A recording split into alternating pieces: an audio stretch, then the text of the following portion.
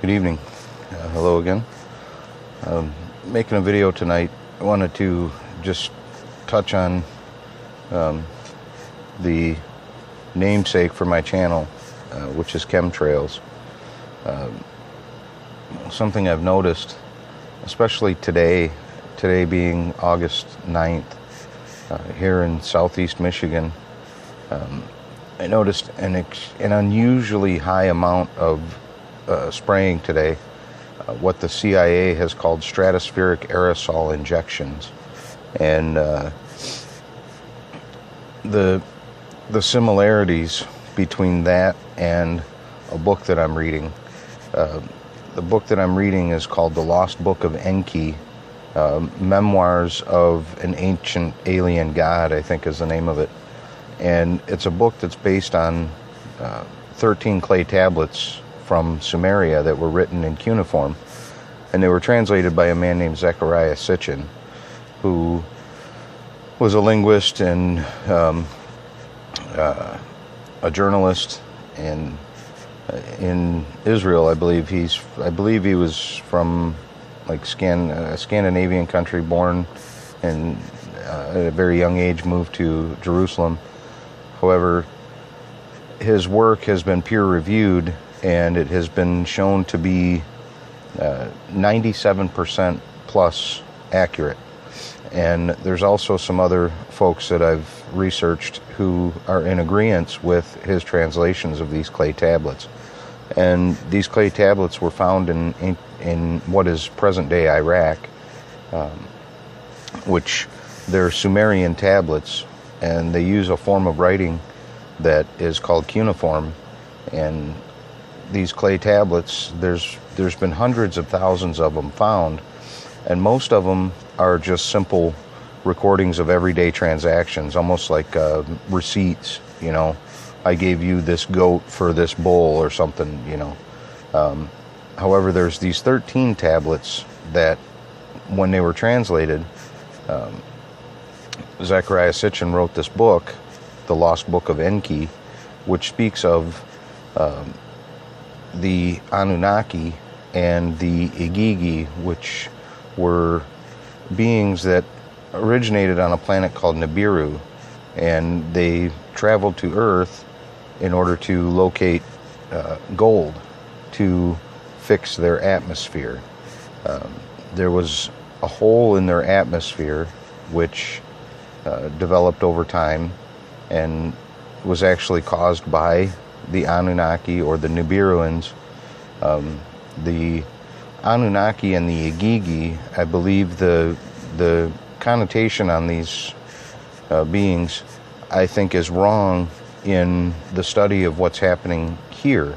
They call these ancient aliens, these ancient visitors, they call them the Anunnaki, which in reality they are Nibiruans.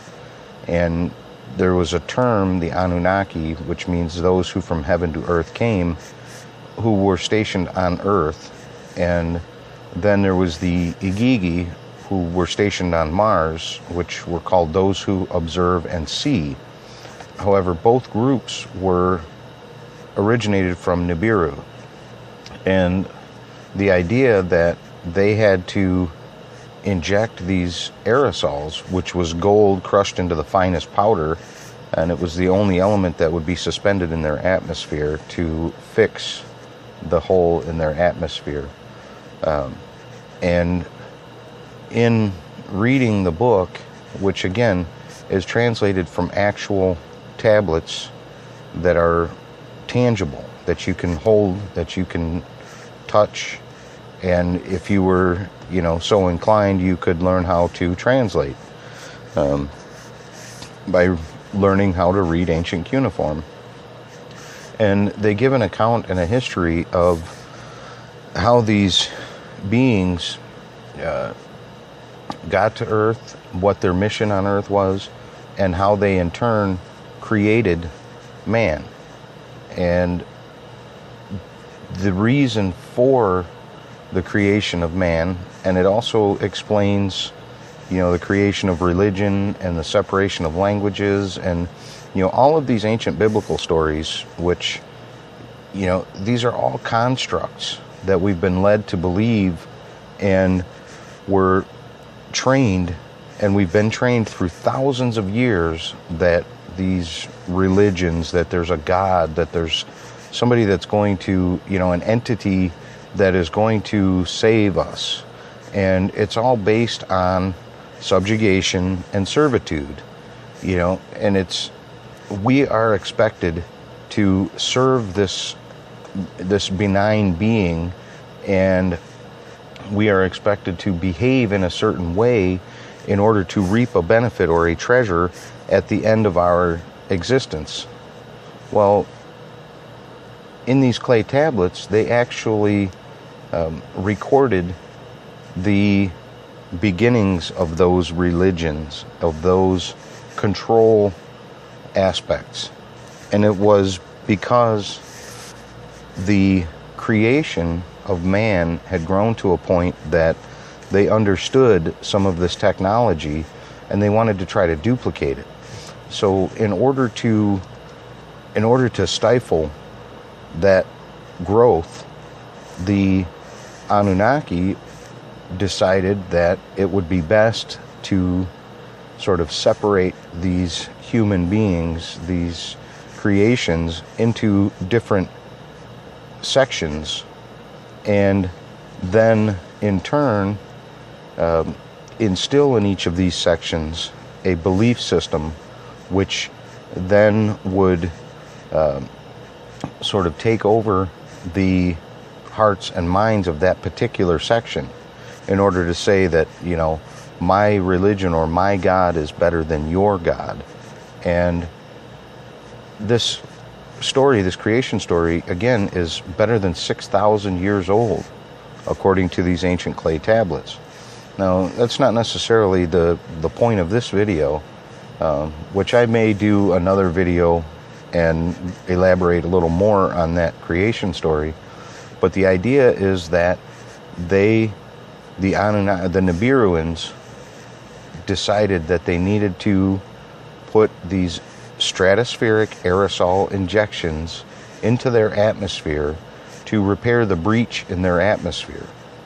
And now here we are, 6,000 years later, and today I saw, and I have somebody who was with me who witnessed,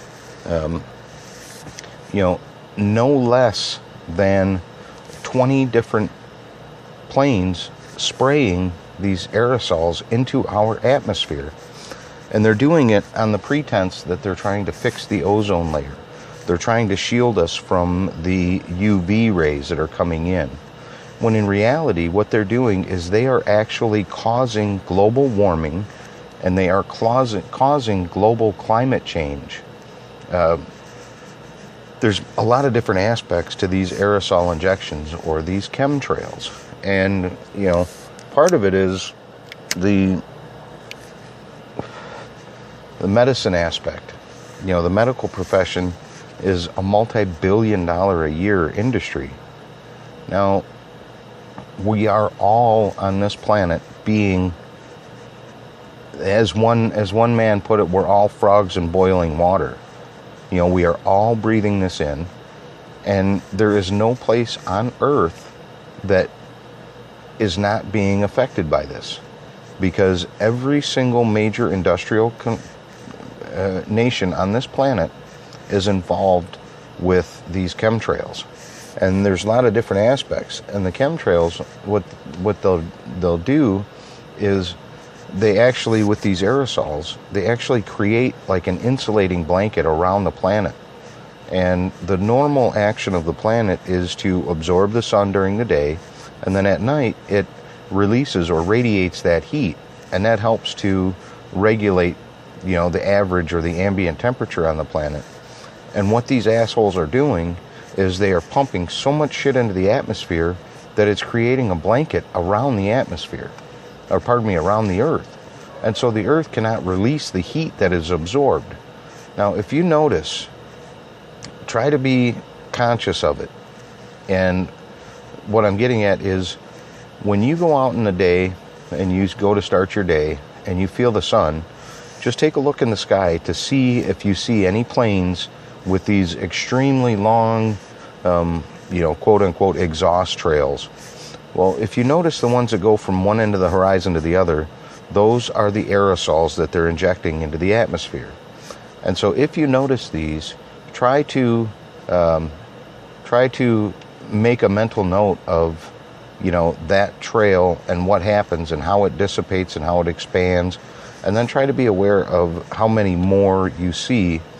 But what I'm suggesting is that if you notice one of those trails, try to feel what the sun feels like on your skin before that trail has a chance to expand, or before the many trails has a chance to expand.